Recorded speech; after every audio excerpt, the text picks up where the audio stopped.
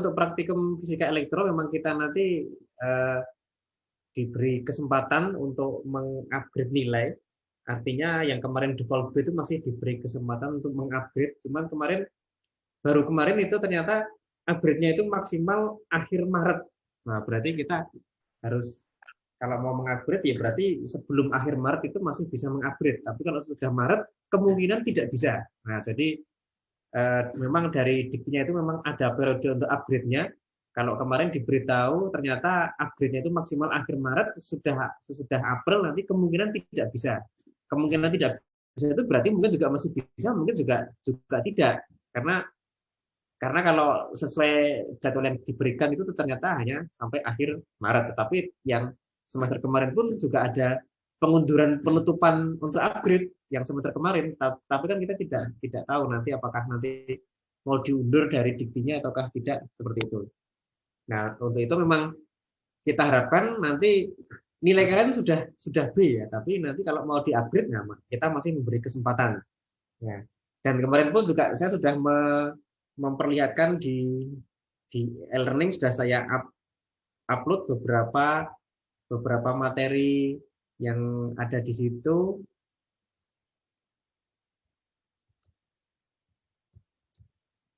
Nah, ini di e-learning itu sudah ada. Oke. Nah, ini sudah ada materinya di sini. Saya ambilkan dari beberapa video tutorial karena kita kemarin mau berencana rekaman, ada beberapa mahasiswa yang kita undang, tetapi kalau upgrade maksimal akhir Maret, ya berapa kali pertemuan nanti, itu agak repot juga nanti ya. Sehingga kita mencoba ini, saya carikan beberapa video itu yang sudah ada, nanti tinggal digunakan dan tinggal nanti kita belajar dari situ juga bisa. Meskipun di modul praktikum pun juga nanti sudah ada tutorialnya. Ya. Ya, itu di modul praktikum sudah tutorialnya, dan mungkin dari kalian juga ada beberapa yang sudah pernah menggunakan beberapa alat yang ada di situ ya, beberapa alat yang ada di lab, misalnya multimeter, kemudian osiloskop, kemudian kalau wattmeter mungkin ada yang belum ya, tapi nanti kalau memungkinkan, nah mungkin kita demokan untuk wattmeternya ya. Tetapi kalau sampai akhir Maret, nah ini kita juga belum menjamin nanti bisa terselenggara untuk demonya itu, karena kita juga ada beberapa praktikum nanti yang harus selesai juga akhir Maret ini, yang harus upgrade nilainya ini. Nah, oke, mungkin kita lihat dulu mungkin untuk beberapa, kalau untuk videonya nanti silakan dilihat sendiri ya, nanti bisa, itu saya ambilkan yang bahasa Indonesia sehingga nanti bisa untuk dipelajari dengan mudah. Kalau di sini saya cuma ingin menampilkan untuk penggunaan beberapa alat ukur yang itu ada di modul praktikum fisika elektro. Hard copy sudah ada di sini, nanti dapat di-download, ini hard copy-nya. Itu hard copy-nya sudah ada, kemudian untuk, nah kita lihat materinya ya. Materinya itu, nah ini modul praktikum fisika elektro ya. Ya, ini modul yang dapat kita selenggarakan dan beberapa mungkin bisa kita selenggarakan online. Kalau kemarin saya ceritakan ada yang modul penggunaan pengukuran sel surya itu kalau kita gunakan online juga tidak efektif. Mungkin yang sel surya itu nanti kita praktikumkan secara offline ya, sehingga nanti benar-benar tahu nanti sel surya itu nanti seperti apa gitu. Nah, ini modulnya. Kalau kita lihat isinya ya. Kita lihat isinya. Oh ya, nanti seperti biasa ya, nanti yang tidak sempat melihat di sini nanti bisa melihat di YouTube, kita upload ke YouTube, nanti silahkan bisa di download YouTube-nya nanti kalau mau dilihat secara offline di rumah atau di kos ya. Nah, kita lihat sedikit tentang cara-cara penggunaan alat. Nah, ini yang pertama, ini ada beberapa alat yang kita gunakan. Yang pertama mungkin kita coba menggunakan multimeter. Nah, ini menggunakan multimeter di video juga ada. Nah, di sini kita akan melihat bagaimana cara penggunaannya. Ya, multimeter itu di lab itu ada yang analog, ada yang digital. Ya, tetapi kadang-kadang kalau kita aplikasi di lapangan itu kadang-kadang beberapa orang dan banyak beberapa perusahaan itu yang justru menggunakan bukan yang digital tapi yang analog gitu ya. Kenapa? Karena analog itu kadang-kadang malah lebih handal dibanding dengan yang digitalnya.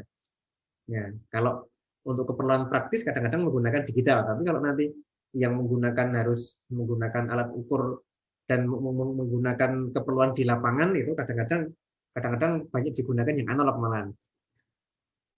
Ya, multimeter itu nanti dapat digunakan untuk beberapa pengukuran, sering disebut dengan avometer ya, ampermeter, voltmeter, dan ohmmeter. Dan nanti beberapa multimeter juga dapat digunakan untuk mengukur kapasitas meter sama induktansi gitu ya. Nah, ini skala di multimeter kalau kita lihat skalanya seperti ini. Ini di video juga sudah ada. Jadi kalau nanti ini sudah ada keterangannya ini untuk mengukur apa gitu kan. Nah, kalau yang penting nanti dalam pengukuran pastikan skala yang digunakan itu merupakan skala yang merupakan satuan yang sedang kita ukur. Contoh di sini, ini ya. Ini skalanya yang paling atas ini merupakan skala untuk ohm. Sehingga kalau kita mengukur nilai hambatan pakai skala yang ini ya. Ohm itu yang paling kanan 0, nanti ke sini itu semakin besar ya. Nah, ini kalau kita menggunakan untuk mengukur resistansi ya harus menggunakan ohmmeter, harus menggunakan ini. Ini skalanya. Jangan menggunakan skala yang lain. Berarti ini kan 0 ohm, 1, 2, 5 terus di sini sampai 500 ohm, 1K, kemudian 2K sampai tak terhingga. Nah, ini skala ohm itu pakai yang ini skala ohm. Nah, nanti skala ohm itu nanti juga bisa kita kalikan. Misalnya ini, ohm itu bisa kali 1, bisa kali 10, bisa kali 100. Nah, berarti kalau kali 1 berarti angka tadi kalikan 1, kali 10 berarti kalikan 10, angka kali 100 berarti kalikan 100, dan seterusnya.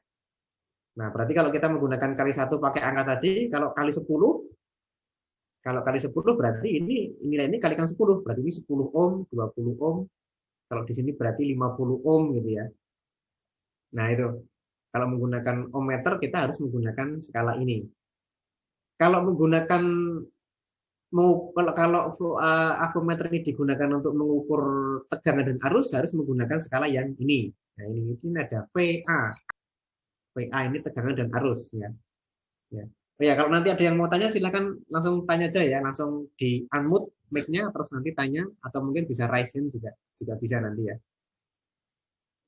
Nah, ini kita lanjutkan. Ini untuk volt dan ampere menggunakan ini. Kalau mengukur tegangan pakai ini mestinya. Pakai ini ya. 0, 50, 100, 150 dan seterusnya. Nah, ini ada skala-skala. Berarti kalau kita mengukur tegangan yang di situ maksimal 10, di skalanya itu kita menggunakan DC 10 volt misalnya. Nah, ini misalnya menggunakan DC, enggak ada 10 volt ya. Misalnya menggunakan DC 2,5 volt. DC 2,5 volt. Nah, berarti di sini skalanya ini menunjukkan 0, maksimalnya di sini 2,5 volt. Nah, berarti kalau maksimal 2,5 volt berarti ini 2,5, ini 2, 1,5, 1, 0,5 gitu ya. Nah, itu cara menggunakannya seperti itu. Kemudian juga untuk mengukur arus, kita juga menggunakan ini, sama ya, menggunakan ini.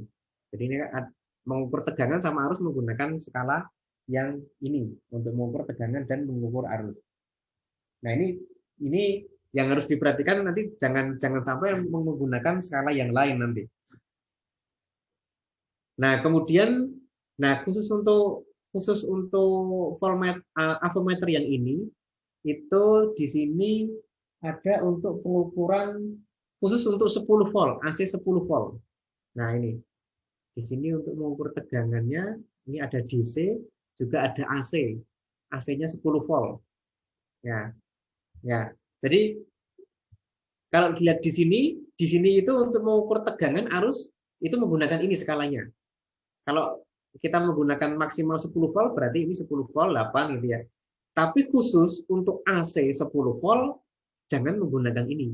Khusus AC 10 volt menggunakan yang ini. Nah, ini kan ada tulisannya AC 10 volt. Nah, maka kalau nanti kita mengukur dan skalanya itu dan pada switch-nya itu kita set AC 10 volt, pakai yang ini. Ya, jangan yang ini, nanti akan keliru. Nah, ini harus benar-benar diperhatikan ini. Ini untuk AC 10 volt di sini. Ya, berarti ini 10-nya di sini, ya, 10-nya di sini, 8-nya di sini, 6 di sini, ini 2-nya ini di sini agak sedikit geser ya dengan di atasnya. Nah, itu. Nah, itu untuk pengukuran tegangan maupun arus itu seperti itu caranya. Nah, di sini juga ada nanti untuk mengukur kapasitan. Ada mengukur kapasitan C. Nah, ini kalau untuk mengukur kapasitan nanti kita menggunakan skala yang ini. Nah, ini skala ini untuk mengukur kapasitan ya. Nah, kemudian ada untuk mengukur ICEO juga ada sampai nanti HFE nanti. Ini nanti juga ada. Oke, ada yang tanya mungkin? Kalau enggak kita masuk ke satu persatu lebih detail ya. Oke, coba kita masuk lebih detail. Ini untuk persiapan menggunakan multimeter nanti kita harus pastikan di sini harus nol nih ya. Jadi pada saat tidak kita gunakan dalam keadaan multimeter tidak digunakan untuk mengukur apapun, itu di sini jarum harus menuju ke angka nol. Kalau enggak nanti harus di set dulu. Di sini biasanya ada semacam ada semacam untuk mengeset. Nanti bisa kita set dengan obeng sehingga nanti dipaskan nol dulu di sini. Kalau untuk mengukur tegangan arus harus nol dulu sebelum digunakan untuk mengukur.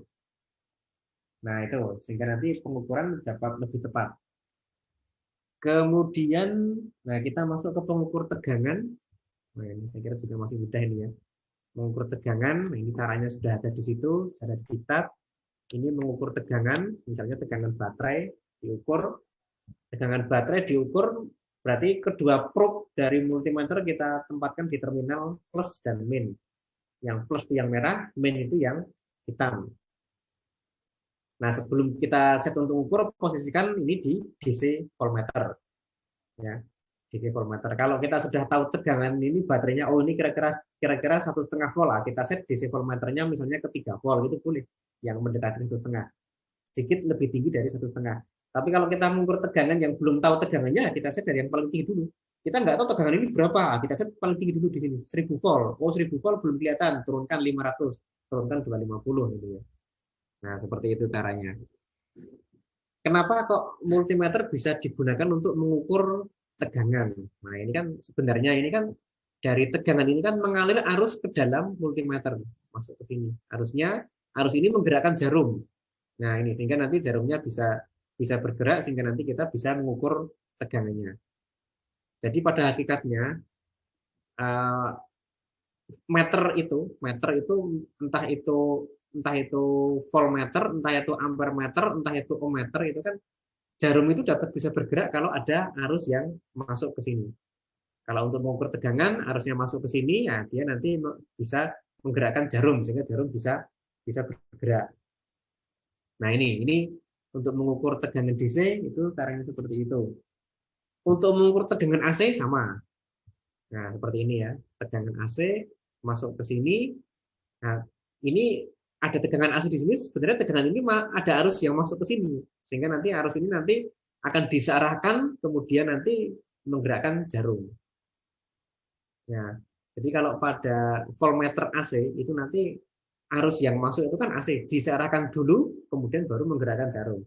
Kalau pada voltmeter DC, nah ini tidak disearahkan, ya ini sudah langsung, ini kan plus masuk ke sini, min arusnya keluar, nanti jarumnya bergerak ke kanan. Kalau ini dibalik, ya, plus minusnya dibalik, yang atas yang minus, nah jarumnya nanti malah bergerak ke kiri, ya, sehingga mentok ke kiri. Gitu. Nah, karena memang pada pengukuran tegangan DC menggunakan voltmeter kita tidak melibatkan dioda. Nah, sehingga jarumnya itu nanti ya mestinya ke kanan. Kalau kebalik ya ke kiri geraknya, malah mentok ke kiri. Gitu. Tapi kalau pada pengukuran tegangan AC, nah nanti di sini di internal voltmeter itu nanti sudah ada diodanya, dioda untuk penyarahnya. Sehingga kalau ini kita bolak-balik, ya ini tetap ke kanan nanti geraknya, tidak mungkin ke kiri. Gitu. Oke, itu untuk pengukuran tegangan AC. Kemudian untuk mengukur hambatan. Nah, mengukur hambatan. Mengukur hambatan, kita set ke ohmmeter. Kita set ke ohmmeter di sini. Nah, di sini probe multimeter kita tempatkan di kedua resistor ya. Nah, jarum nanti akan bergerak. Loh, kenapa kok bisa bergerak? Ini kan tidak ada arus yang masuk. Nah, ini kalau kita mengukur hambatan, maka baterai internal dari multimeter Ini nanti akan terhubung ke sini, sehingga nanti tegangan dari baterai internal tersebut itu masuk ke hambatan ini, nanti baru menggerakkan jarum. Ya, baterai internal itu nanti positif, bagian positif akan terhubung ke probe yang hitam. Nah, yang hitam kemudian masuk ke sini, kemudian yang merah nanti harusnya keluar dari hambatan, kemudian masuk ke ohmmeter lagi, kemudian baru menggerakkan jarum. Jadi kalau kalau kita posisikan sebagai ohmmeter, kalau kita ukur dengan voltmeter yang lain, di sini itu ada tegangan positifnya. Ini positif, yang hitam positif, yang merah itu negatif. Nah, kebanyakan seperti itu ya. Tapi memang ada beberapa ohmmeter yang dibalik, yang merah itu positif. Tapi kebanyakan ohmmeter itu yang hitam itu nanti merupakan tegangan positif pada saat dia mengukur ohm ya, hambatan. Nah, oke, itu prinsip ohmmeter seperti itu. Kemudian yang berikutnya itu untuk mengukur arus. Nah, untuk mengukur arus, nah ini seperti ini. Untuk mengukur arus listrik, arus itu ada kalau ada tegangan. Nah, ini ada tegangan eksternal, kemudian masuk ke resistor. Nah, sehingga ada arus yang mengalir ke sini. Arusnya kita ukur, berarti ini kita putus dulu, ini kita masukkan ke ampere meter. Yang atas ini karena ini positif, maka ini yang atas merah, yang bawah itu hitam. Nah, nanti arusnya nanti akan, berarti ini kan arus dari sumber tegangan masuk ke hambatan, kemudian di sini masuk ke ampere meter, menggerakkan jarum, kemudian keluar, nah kembali ke sumber tegangan lagi. Nah, itu pengukuran arus, itu caranya seperti itu. Jadi pengukuran arus itu harus diputus arusnya ya. Arus harus diputus sehingga arusnya nanti mengalir ke ampere meter sehingga dia bisa menggerakkan jarum. Oke, ada yang tanya? Silakan aja kalau mau tanya. Ya, mungkin kalau yang dari SMK mungkin sudah, wah itu sudah biasa Pak, seperti itu. Ya, oke, iya nggak apa-apa. Biasa nanti kita update untuk kemampuannya. Nah, oke, kemudian untuk mengukur kapasitas. Ya, ada beberapa metode untuk mengukur kapasitas tergantung dari multimeternya ya. Tetapi untuk multimeter analog itu kebanyakan menggunakan penyimpangan jarum, yang penyimpangan jarum itu nanti akan nanti berhenti. Jadi ini kalau kita mengukur kapasitas, kita tempelkan probe di kedua kaki kapasitor, nanti jarumnya akan bergerak ke kanan, seret kanan kiri, kemudian berhenti, kemudian balik kiri lagi. Nah, pas berhentinya itu nanti akan terbaca nilai kapasitasnya. Kalau kita lihat di sini ya, di skalanya itu. Nah, ini di skalanya ini kan ada skala kapasitas. Nah, berarti kalau untuk mengukur kapasitas, kedua probe ditempelkan ke kaki kapasitor, nanti dia akan bergerak ke kanan jarumnya, kemudian berhenti lagi. Nah, ini terbaca di sini. Misalnya jarumnya dari 0, tempelkan kakinya, bergerak ke kanan, sampai sini berhenti, kemudian balik ke kiri. Ya, berarti terbaca nilainya berapa ini? 0,1 mikrofarad. Nah, gitu. Nah, seperti itu caranya. Nah, di sini harus diperhatikan menempelkan probe pada kedua kaki kapasitor juga tidak boleh terbalik, terutama untuk kapasitor yang polar. Kalau kapasitor non polar, kapasitor polar itu merupakan kapasitor yang ada kutub positif negatifnya intinya, itu yang polar. Kalau yang non polar, nah voltase dibolak-balik nggak jadi masalah ya. Nah, kalau yang polar harus hati-hati. Jadi pada saat kita menggunakan avometer untuk mengukur kapasitor, itu kapasitor untuk tes untuk probe yang negatif, probe yang hitam itu mendapat tegangan positif dari baterai. Jadi ini hampir sama dengan tadi untuk mengukur ohm, untuk mengukur hambatan ya. Pada saat mengukur hambatan itu kan tegangan baterai itu kan dikeluarkan kepada kedua probe avometer atau multimeter. Nah, dia nanti yang akan masuk, arus tersebut nanti akan masuk ke hambatan. Nah, sama seperti ini. Kalau pada saat kita gunakan untuk mengukur kapasitor, maka tegangan internal baterai dari multimeter nanti akan terhubung ke probe-nya. Probe yang hitam itu mendapatkan tegangan positif. Probe yang merah itu mendapat tegangan negatif. Jadi dibalik ini memang ini dibuat terbalik dari antara pengukuran dan pada saat kita menggunakan untuk mengukur kapasitor. Kalau untuk mengukur arus tegangan itu kan yang merah itu mendapat positif, yang hitam itu mendapat negatif dari sumber eksternal. Tapi kalau untuk mengukur hambatan dan untuk mengukur kapasitor itu probe yang hitam itu mendapat tegangan positif dari sumber tegangan internal dari multimeter. Sementara probe yang merah mendapat tegangan negatifnya. Nah, untuk itu kalau menggunakan kapasitor yang polar, nah maka probe atau test pin yang hitam itu mendapat kaki positif kapasitor. Kemudian yang test pin yang merah, karena test pin merah itu mendapat tegangan negatif, maka dia mendapat tegangan negatif kapasitor.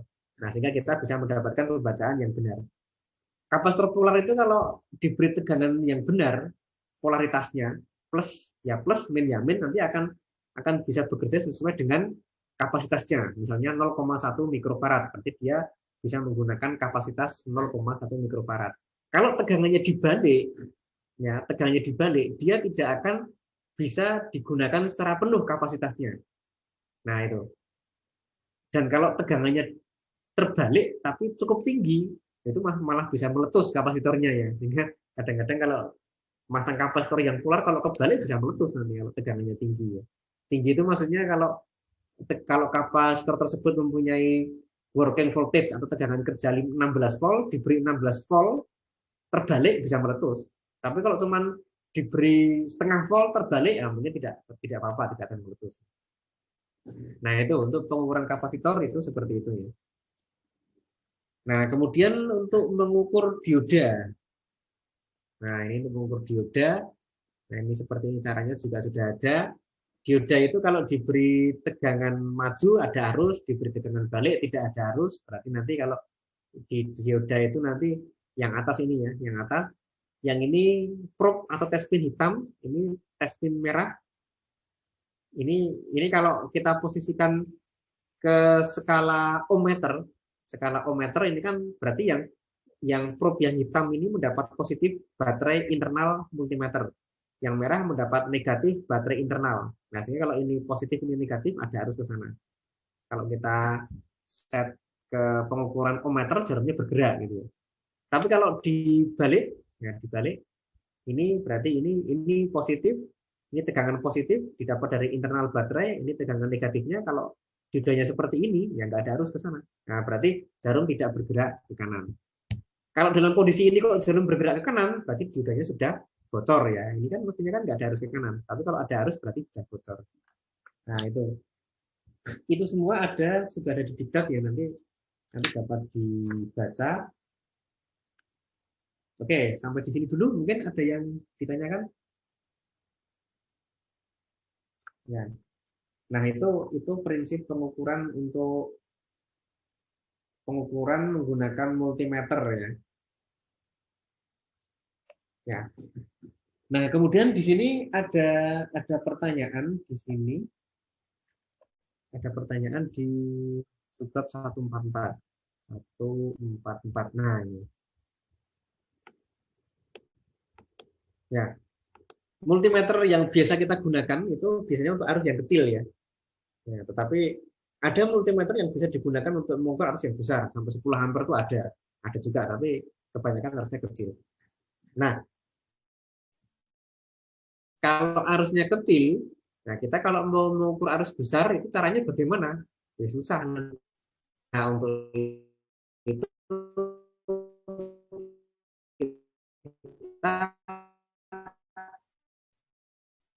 bisa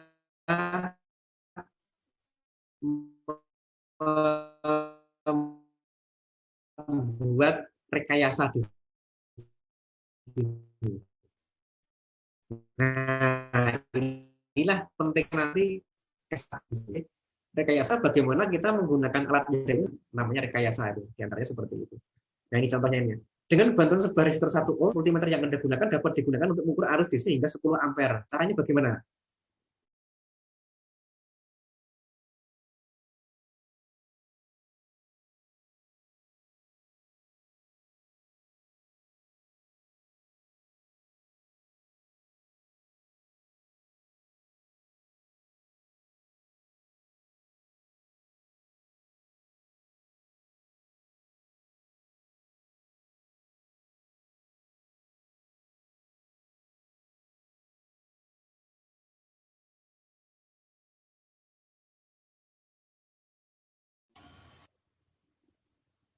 Ya, oke. Dengan cara diukur tegangannya. Kok ini keluar sendiri.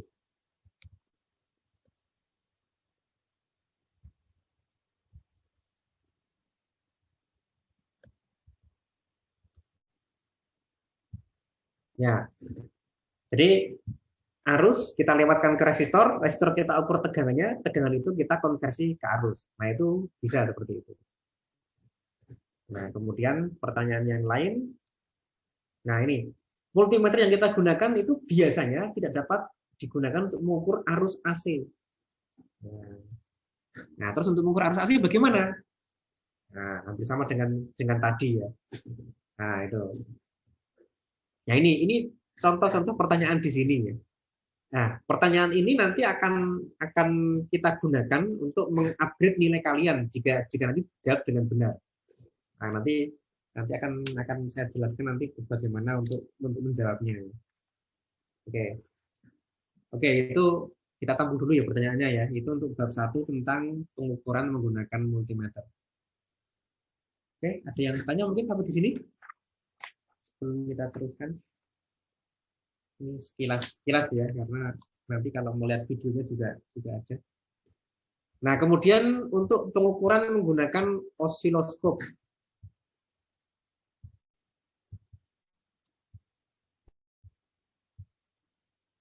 Ya, ini pengukuran menggunakan osiloskop. Osiloskop itu merupakan perangkat yang nanti dapat menampilkan grafik tegangan di probe-nya. Nah, ini grafik tegangan di probe. Ya, seperti ini. Osiloskop berarti nanti mungkin kalau untuk menentukan tegangannya kita tidak perlu menghitung seperti ini ya. Langsung nanti akan keluar tegangannya. Tegangan peak-nya berapa, tegangan RMS-nya berapa, frekuensinya juga nanti langsung keluar sendiri, tidak usah kita hitung-hitung. Tetapi pada prinsipnya, kalau untuk menghitung secara manual, jadi di osiloskop itu kan nanti ada skala-skalanya. Nah, ini skala nanti bisa kita atur. Contoh di sini, ini skalanya kita atur ke 10 volt per div. Berarti ini 10, berarti tegangannya per kota, per division ini 10. 10 dan per division per kota ini. Nah, berarti ini 0 ya. Berarti di sini 0, naik di sini 10. Nah, itu berarti tegangannya kan ini 10 lebih sedikit. Ke bawah juga sama, ini 0, ini min 10, ke bawah ini berarti min 10 lebih sedikit. Nah, itu cara menentukan tegangan di osiloskop itu seperti itu. Nah, saya perbesar ini. Nah, ya, biar lebih jelas. Nah, selain itu osiloskop juga mempunyai time per div. Kalau skala vertikal itu volt per div, ya. Skala horizontal itu time per div. Nah, kalau time per div itu nanti menjelaskan seberapa jeda waktunya, gitu. Waktu untuk skala horizontalnya. Contoh misalnya ini time per div-nya ini kan kita set time per div di sini adalah 1 milisecond. Nah, berarti dari sini 1 milisecond per div. Nah, berarti di sini dari sini sampai sini itu 1 milisecond. Berarti dari sini sampai sini berarti 2 milisecond. Nah, berarti kita bisa menghitung ini ya, periodenya ini berapa. Dari sini sampai sini dihitung berapa milisecond ini. Nah, nanti bisa kita hitung nanti. Oh, ini. Nah, ini aja. Jadi kita bisa menghitung periode dari sini ke sini. Nah, dari sini ke sini. Ini kan periode gelombang berapa? Misalnya di sini kan 2 kotak tapi kurang. Misalnya 1,8 kotak. Nah, berarti 1,8 kotak time per div-nya itu 1 milisecond. Berarti 1 milisecond kalau 1,8 kotak berarti 1,8 milisecond. Berarti periode gelombang tersebut 1,8 milisecond. Kita bisa menghitung frekuensi ya 1/f. Berarti ini frekuensinya 1/1,8 milisecond. Nah, berapa itu nanti dapat dihitung. Nah, kalau menggunakan osiloskop yang masih manual seperti itu, menghitung tegangan arusnya itu nanti harus menggunakan divisionnya ini, kotak-kotaknya. Tapi kalau sudah menggunakan digital, nanti tinggal pencet tombol, kita mau tampilkan apa yang kita mau, tegangan langsung keluar, frekuensi langsung keluar gitu ya. Jadi ya enak lebih enak seperti itu ya. Tapi nanti kalau Suatu saat kalau kita bekerja di perusahaan yang masih menggunakan manual ya harus belajar seperti ini.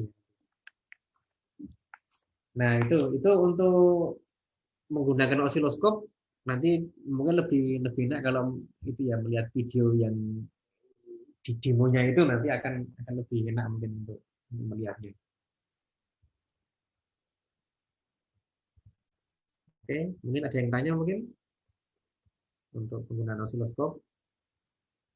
Nah, osiloskop ini itu nanti dapat digunakan untuk melihat grafik tegangan. Kalau kita mau melihat grafik tegangan, kita bisa menggunakan osiloskop.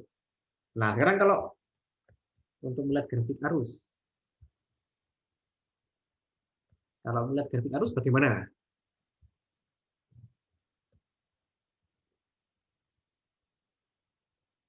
Hmm, enggak hilang ya.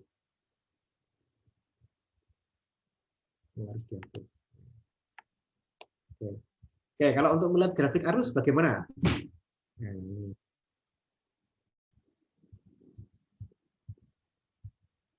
Di 244.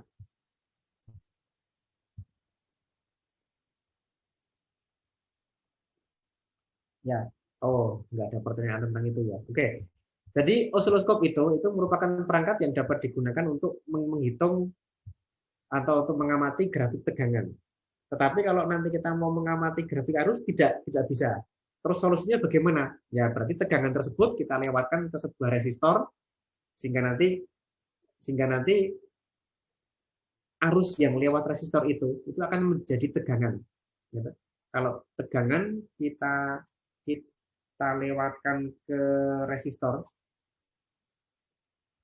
ya mungkin dapat dilihat di gambar 144 nih, 144 ini.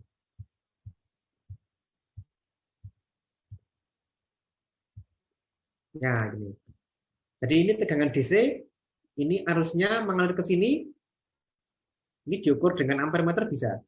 Tapi kalau kita mau melihat grafik arusnya di sini, kalau kita melihat grafik tegangan, keluaran ini bisa pakai osiloskop bisa. Kalau DC biasanya kan lurus, tapi kalau ini tegangan bolak-balik nanti akan berupa sinus gitu ya. Nah, kalau melihat grafik tegangannya di sini bisa. Tapi kalau melihat grafik arusnya bagaimana di sini? Nggak bisa. Nah, cara melihat grafik arus bagaimana? Ya berarti kedua ujung probe osiloskop kita tempatkan di sini. Ya. Yang terukur di osiloskop itu merupakan grafik tegangan resistor. Nah, grafik tegangan itu nanti dapat dikonversi ke grafik arus. V sama dengan I kalikan R. Nah, berarti I sama dengan V dibagi R. Nah, kan gitu. Nah, berarti nanti kalau kita mendapatkan grafik tegangan yang dilihat di osiloskop, tegangan itu merupakan tegangan di kedua ujung R ini, kita bisa mencari grafik arusnya. I sama dengan V per R. Nah, itu berarti kita bisa dengan osiloskop nanti juga bisa melihat grafik arusnya dengan cara menggunakan persamaan hukum Kirchhoff itu ya, V sama dengan I kalikan R. Atau lebih tepatnya langsung kita gunakan I sama dengan V per R. Gitu ya. Oke, ada yang tanya?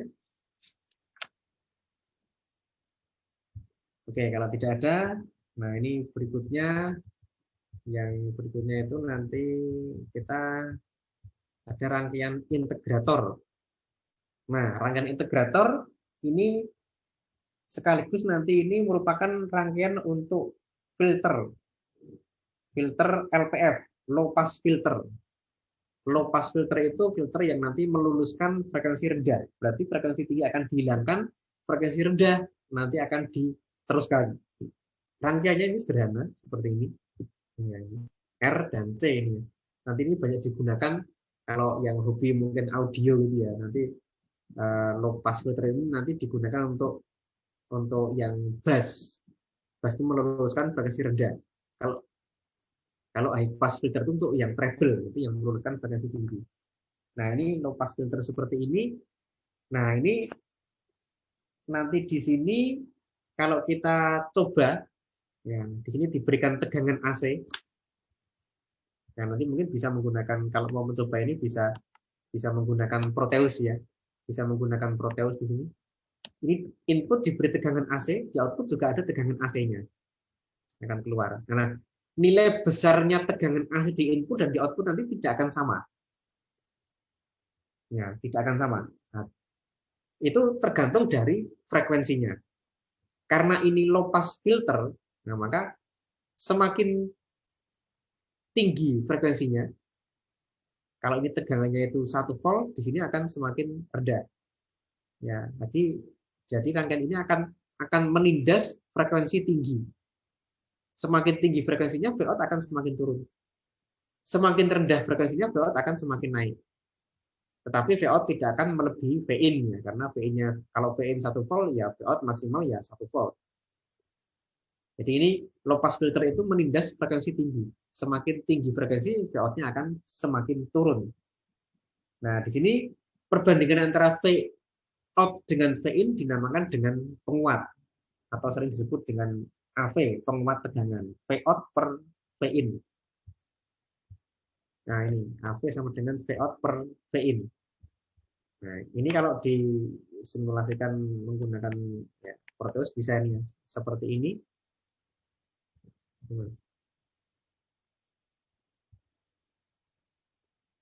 Ya, nah seperti ini. Ya. Nah, nanti nanti dibuat grafik AV-nya. Jadi dibuat grafik AV-nya. Grafik AV untuk AV itu merupakan perbandingan Vout per Vin. Nah, kemudian di situ sudah ada keterangannya. Untuk frekuensinya dibuat 100 Hz, 500, 1 kilo, 10 kilo, kemudian 100 kHz ya. Divariasi. Nah, dibuat grafiknya. Nanti yang bisa membuat ini nanti akan bisa mendapat kesempatan untuk tambahan nilainya. Nah, ini untuk rangkaian diferensiator seperti itu. Rangkaian integrator ya. Integrator itu merupakan rangkaian untuk low pass filter. Nah, sama nanti juga di bab 5 juga ini bab 4 ya. Kemudian di bab berikutnya juga ada rangkaian diferensiator. Nah, diferensiator itu kebalikan dari integrator. Nah, diferensiator ini merupakan rangkaian high pass filter, HPF. Nah, berarti dia nanti akan meluluskan frekuensi tinggi, untuk frekuensi rendah akan ditindas. Nah, sehingga di sini kalau kita lihat nanti tegangan di output di sini, itu nanti tergantung dari frekuensinya. Semakin tinggi frekuensi akan semakin tinggi tegangannya di output di Y ini ya. Semakin rendah frekuensi akan semakin rendah nilai tegangannya. Nah, ini juga nanti dapat dibuat grafiknya. Oh ya, nanti itu tugas-tugas itu nanti dikerjakan satu saja ya, jangan dikerjakan semua, cukup satu saja. Jadi setiap anak nanti kalau yang ingin mendapat tambahan nilai cukup kerjakan satu saja, tidak usah semuanya. Nah, itu tentang pengantar untuk rangkaian diferensiator integrator yang nanti akan menjadi filter ya nanti. Nah, kemudian yang berikutnya ini beda fase frekuensi. Ini kalau dicoba menggunakan simulasi tidak akan bisa. Nanti ini akan dicoba pada saat praktek yang non daring ya nanti. Kemudian yang berikutnya, nah ini rangkaian penyarah gelombang. Nah ini juga nanti dapat dicoba nanti misalnya menggunakan Proteus bisa. Rangkaian penyarah gelombang. Ya, untuk distribusi energi listrik di Indonesia itu menggunakan tegangan AC. Tegangan AC kita di sini menggunakan frekuensi 50 Hz, tegangannya 220. Kalau zaman dulu 110 frekuensinya 60 Hz. Sekarang 220 frekuensi 50 Hz. Di beberapa negara maju sudah menggunakan tegangan DC untuk mentransmisikan energi listrik. Bahkan tegangan DC-nya sampai tegangan yang tinggi ya, sampai sekian ribu volt, sehingga sering disebut dengan HVDC, high voltage DC ya. Nah, kenapa di negara kita menggunakan tegangan AC untuk transmisi energi listrik? Karena memang tegangan AC itu dapat dengan mudah diubah-ubah tegangannya sesuai dengan keperluan. 220 mau diubah 12 volt itu bisa, mau diubah menjadi lebih tinggi juga bisa, itu cukup dengan menggunakan transformator. Kalau tegangan DC mau diubah-ubah, ya bisa, tapi nanti harus menggunakan power elektroniknya. Menggunakan power elektronik nanti bisa menggunakan buck converter untuk menurunkan tegangan, bisa menggunakan boost converter untuk menaikkan tegangan. Nah, dan itu membutuhkan komponen yang lebih banyak dan harganya juga yang lebih lebih mahal. Nah, kalau di negara maju harga yang lebih mahal itu nanti dapat diimbangi dengan efisiensi yang tinggi nanti. Kalau transformator 50 Hz itu efisiensinya tidak terlalu tinggi, tapi kalau menggunakan tegangan DC dia bisa menggunakan frekuensi yang tinggi sehingga nanti efisiensinya jauh lebih tinggi. Nah, di negara kita belum ya. Nah, rangkaian dasar dari penyarah gelombang bisa menggunakan ini, penyarah setengah gelombang menggunakan satu dioda. Kalau di sini ada tegangan AC, maka di sini sudah jadi tegangan DC tapi untuk separuh gelombang. Separuh gelombang tegangan DC. Kalau untuk yang gelombang penuh, nah bisa menggunakan rangkaian yang ini penyarah gelombang penuh. Nah, nanti penyarah gelombang penuh nanti di sini menyarahkan baik di sisi positif maupun negatif di tegangan AC ini. Sehingga outputnya nanti akan lebih rata. Output lebih rata ditambah lagi dengan filter kapasitor sehingga lebih rata lagi. Apalagi nanti kalau ditambah dengan regulator tegangan lebih rata lagi. Nah, itu. Nah, di sini nah ini mungkin juga di mata kuliah teori juga sudah ada ya.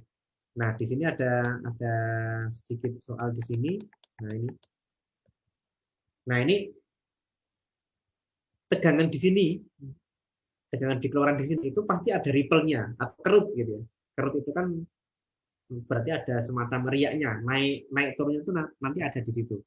Kenapa? Karena sumbernya memang tegangan AC. Tegangan AC diserahkan pasti ada ripple di sini. Nah, ripple-nya itu nanti tergantung dari nilai bebannya dan nilai untuk kapasitornya. Nah, sekarang nanti bisa dibuat nanti ya. Nah, ini grafik persentase tegangan kerut versus nilai C.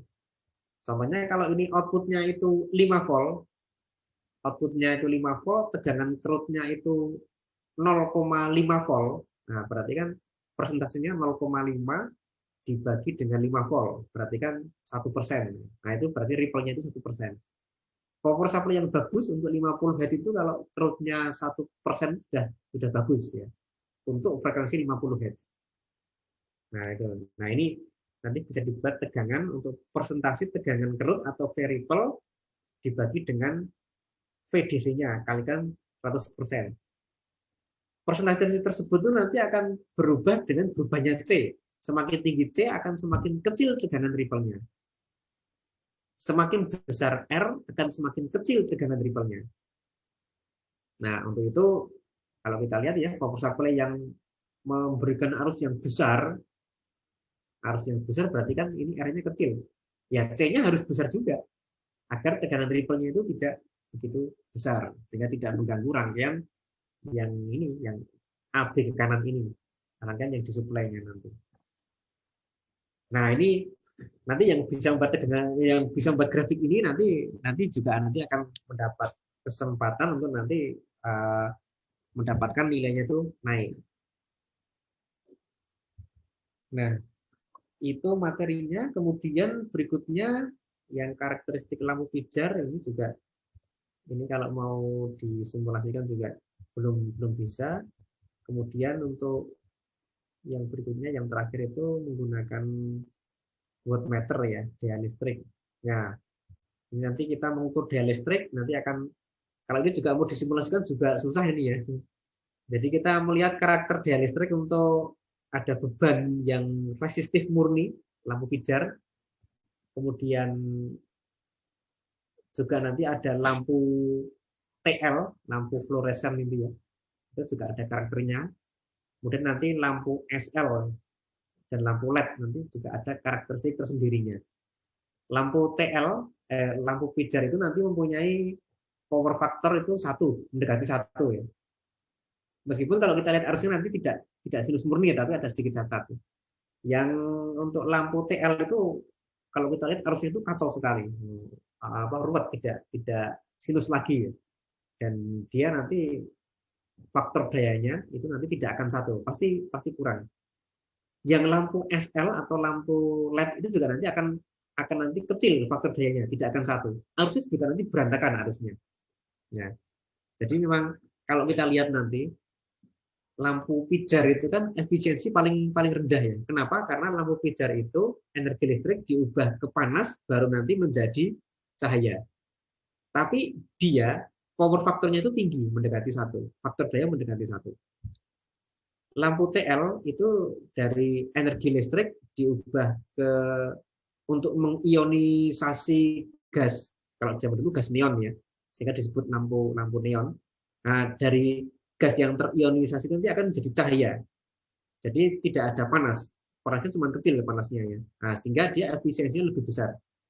Lampu LED, lampu LED itu dari energi listrik digunakan untuk mengaktifkan light emitting dioda sehingga jadi cahaya. Dia efisiensinya paling besar.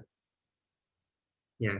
Tetapi di sini untuk lampu LED itu lampu LED itu hanya menerima tegangan LED itu menerima tegangan DC sehingga dari listrik tegangan jala-jala disarahkan dulu untuk menjadi DC baru dimasukkan ke LED. Nah, proses penyiaran itu nanti biasanya menggunakan power elektronik.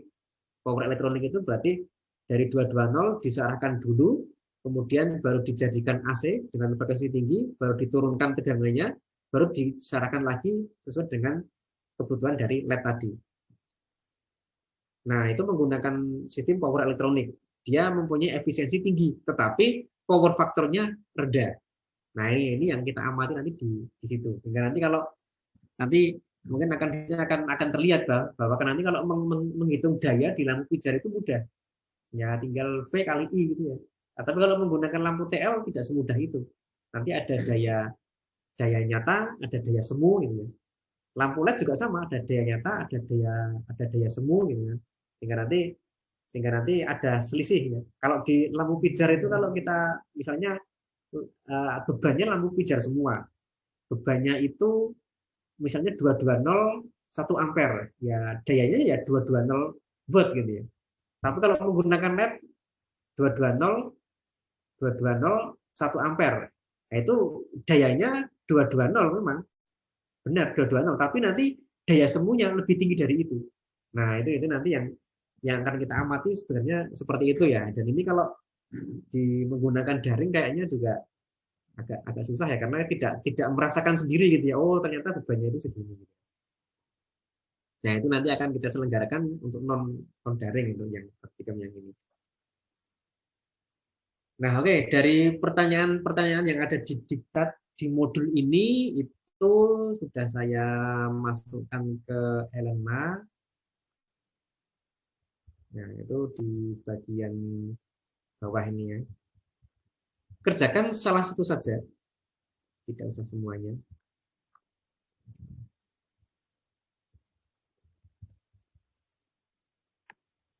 Ya, jadi ini anggap ini merupakan suatu permasalahan.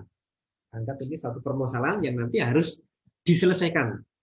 Ada permasalahan diselesaikan. Berarti contohnya ini. Ya.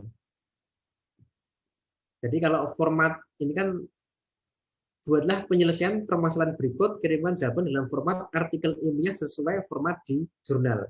Di jurnal itu kan ada judul, kemudian ada abstrak, kemudian nanti ada pendahuluan, kemudian ada metode, kemudian ada hasil, kemudian ada kesimpulan. Nanti dapat download di sini ya. Template di sini ada, nanti di-download, nanti dapat digunakan untuk melihat oh isinya seperti ini. Contoh-contoh jurnal juga sudah ada di sini. Contoh dari kakak kelas juga sudah ada. Ini kalau kita lihat, nah ini jurnalnya. Download template-nya di sini, ada template di sini, download di sini. Kemudian kalau mau melihat contoh artikel yang ada, contohnya ini di bawah di sini sudah ada ini contoh artikelnya. Nah, ini berapa ini dari kakak kelas kalian sudah ada di sini beberapa. Kalau mau melihat contoh-contoh yang lalu bisa menggunakan menu di sini. Nanti di sini ada ini namanya. Nah, ini ada browse, nanti bisa melihat menu di sini. Bisa melihat menu. Nah, ini yang artikel yang lalu nanti ada dapat dibuka di sini ya. Contoh-contohnya. Nah, ini artikel yang lalu bisa. Nah, nanti berarti kita punya permasalahan. Contoh yang nomor 1. Permasalahannya apa? Latar belakang permasalahannya apa? Latar belakang permasalahannya yang nomor 1 ini ya. Ini dibutuhkan multimeter yang bisa mengukur arus sampai 10 ampere. Sementara multimeter yang digunakan itu biasanya hanya sampai 500 miliampere. Nah, itu permasalahannya. Permasalahan ini saya selesaikan dengan cara bagaimana? Nah, ini dengan cara menggunakan resistor bantuan 1 ohm. Nah, nanti bisa dibuat rangkaiannya ya. Rangkaiannya bagaimana? Rangkaiannya mungkin ini ada sumber tegangan, resistor, kemudian nanti ada voltmeter atau multimeter gitu. Nah, nanti tunjukkan caranya. Oh, ini caranya. Jelaskan cara mengukurnya nanti di bagian metodenya. Metode nanti menjelaskan bagaimana cara mengukurnya. Nah, kemudian di bagian hasilnya bagaimana? Oh, hasilnya berarti misalnya untuk mengukur arus 10 ampere kita bisa mengukur tegangan di R gitu misalnya seperti itu. Nah, itu. Contoh yang lain misalnya ini ya, grafik penguatan AV. Nah, ini berarti kita punya permasalahan adalah untuk menentukan nilai penguatan atau AV. Penguatan versus frekuensi. Nah, metodenya bagaimana? Metodenya dibuat rangkaian tadi, diferensiator atau integrator, kemudian inputnya dibuat tegangan tertentu, frekuensinya misalnya dari 100 Hz sampai 10 kHz. Kemudian dicek tegangan keluarannya. Nah, nanti akan mendapat tabel tegangan input dan tegangan output. Nah, dari situ nanti dapat dibuat grafik AV-nya. AV, V output dibagi V input gitu kan. Nah, itu contohnya seperti itu. Misalnya yang ini sama ya. Berarti nanti permasalahannya adalah nanti harus membuat grafik menghitung tegangan ripple. Nah, ini caranya, metodenya dibuat rangkaian penyiaran, kemudian menggunakan frekuensi 5, ubah nilai resistornya, kemudian kapasitornya tentukan 100 mikrofarad. Nah, kemudian nanti hasilnya bagaimana? Hasilnya dibuat tabel, ini tabelnya hasilnya, grafiknya seperti ini. Nah, ini. Kesimpulannya kalau yang ini ya, mestinya berarti kan kesimpulannya semakin rendah nilai R kan semakin tinggi arusnya, berarti semakin tinggi ripple-nya. Kalau yang tadi yang ini berarti kan nanti kesimpulannya berarti kita bisa mengukur arus hingga 10 ampere dengan cara seperti ini ya gitu, misalnya seperti itu. Nah, itu nanti silakan itu dibuat, ini merupakan tugas mandiri. Tapi nanti tanya teman boleh ya, tugas mandiri, tapi tanya teman boleh, tapi jangan mencontek atau copy paste jawabannya, jangan mengcopy paste rangkaiannya. Ya, rangkaiannya kan kalau membuat sendiri, kalau membuat masing-masing orang sendiri saya kira tidak akan sama rangkaiannya, tidak akan sama kata-katanya ya. Meskipun ada unsur kemiripan tapi tidak akan sama. Nah, kalau unsur kemiripannya melebihi 60% nanti akan dideteksi sebagai plagiarisme atau mencontek gitu ya. Nah, itu. Nah, makanya nanya, kalau mau tanya teman boleh, kerjasama boleh, tapi usahakan kalimat sama rangkaiannya jangan sama. Pilih salah satu ya, pilih salah satu saja. Kemudian nanti disubmit ke sini. Nanti paling lambat kapan ya paling lambat? Ada itu paling lambatnya nanti. Nah, nanti disubmit ke e-learning ini. Tentunya submitnya tidak sampai akhir Maret ya nanti ya. Di sini ada paling lambatnya nanti. Saya lupa di berapa. Nah, kalau nanti ada 2 artikel yang sama, nanti berarti artikel yang dikirim lebih akhir saya kurangi 50% nilainya. Jadi artikel yang pertama dikirim itu saya anggap nanti yang original, yang berikutnya nanti dianggap yang plagiarisme. Nah, kalau nggak sengaja sama, bagaimana Pak? Tidak mungkin ya. Mengarang sebuah artikel kalimatnya sama persis tidak akan mungkin. Rangkaiannya sama persis tidak akan mungkin. Komponen rangkaiannya sama, cuman layoutnya sama persis tidak akan mungkin. Nah, itu. Nah, ini nanti silakan dimanfaatkan kesempatan ini, nanti bisa untuk mengupgrade nilai yang defaultnya B, kita harapkan nanti bisa terupgrade, saya harapkan dapat terupgrade semuanya jadi A gitu ya, saya harapkan ya. Nah, untuk dapat bagus artikelnya ya berarti nanti ikuti ketentuan di sini ya. Di jurnal ini sudah ada ketentuannya, ikuti. Tentunya menggunakan bahasa EYD, ejaan yang disempurnakan, jangan sampai ada kesalahan ejaan, ya. Tidak boleh menggunakan kata ganti orang, kita, saya, itu nggak boleh ya, kalau artikel ilmiah itu. Dan usahakan nanti untuk grafik dan tabelnya itu jelas, grafik tabel jelas. Di jurnal itu tidak ada maksimal halamannya, mau banyak boleh, tapi tentunya kalau banyak tapi cuma bahasnya diulang-ulang, gitu kan akan menurunkan nilai. Kalau yang paling bagus itu pendek tapi sudah mencakup semua yang dibahas. Tugas akhir yang bagus itu yang tidak terlalu tebal tapi sudah menceritakan semua yang dibahas. Nah, itu yang sulit malah ya. Kalau tugas akhir itu cenderungnya mesti tebal gitu karena ceritanya kan panjang, ceritanya diceritakan macam-macam. Tapi cerita yang terlalu panjang itu jadi tidak bagus nanti. Kalau bisa disingkat ceritanya. Nah, sama seperti ini. Artikel yang bagus itu yang pendek tetapi sudah menceritakan semua yang dibahas. Nah, ini. Ya, saya kira itu saja ini untuk pendahuluannya. Yang belum sempat lihat nanti dapat melihat di YouTube ya. Kemudian nanti silahkan untuk batas akhirnya. Kalau nggak salah batas akhirnya itu hari Minggu, hari Senin minggu depannya ya. 29 atau 28 ya, 28 Maret ya. Kalau nggak salah paling lambatnya itu silakan dikerjakan sebisa mungkin. Nah, karena mungkin kalian agak sedikit waktunya banyak ke sini, nah, untuk sementara memang saya tidak, untuk yang materi semester 2, terutama materi digital tidak akan saya berikan tugas yang berat-berat ya. Jadi tugasnya hanya ringan-ringan saja, hanya kemarin seperti kemarin itu aja ya. Karena memang nanti biar nanti kalian bisa mencurahkan lebih banyak waktu ke sini sehingga nanti bisa lebih tinggi nilainya. Oke, saya kira itu dari saya. Sudah tepat jam 10. Ini waktunya cuma sampai jam 10 ya, karena saya juga ada pertemuan ini. Kita masih mencoba untuk migrasi dari STTA ke ITDA. Ternyata kan prosesnya kan panjang gitu ya. Proses administrasinya itu kan panjang sekali ya. Kita masih berproses untuk ke sana ini. Minggu depan mungkin kita ketemu lagi ya di hari Kamis, karena saya kosongnya juga hari Kamis jam 9 sampai jam 10. Ya, nanti teman-teman kalau mau ikut nanti silahkan, yang nggak bisa ikut nanti bisa lihat rekamannya juga. Oke, sebelum kita akhiri, ada yang tanya mungkin? Coba. Ada yang tanya? Izin bertanya, Pak. Iya. Praktik Mas siapa? Oh, saya Riparipadi Ariana. Agak keras sedikit. Ini sudah saya maksimalkan volumenya. Riparipadi Ariana. Halo, Mas siapa? Riparipadi Ariana. Oh, Mas Rivaldi. Ya, oke. Ya. Gimana Mas Rivaldi? Ini praktikum ini nggak ada absen ya, Pak? Tidak ada. Nanti absen saya buat 100% semuanya. Nggak ada absen. Terima kasih Ya. banyak, Pak.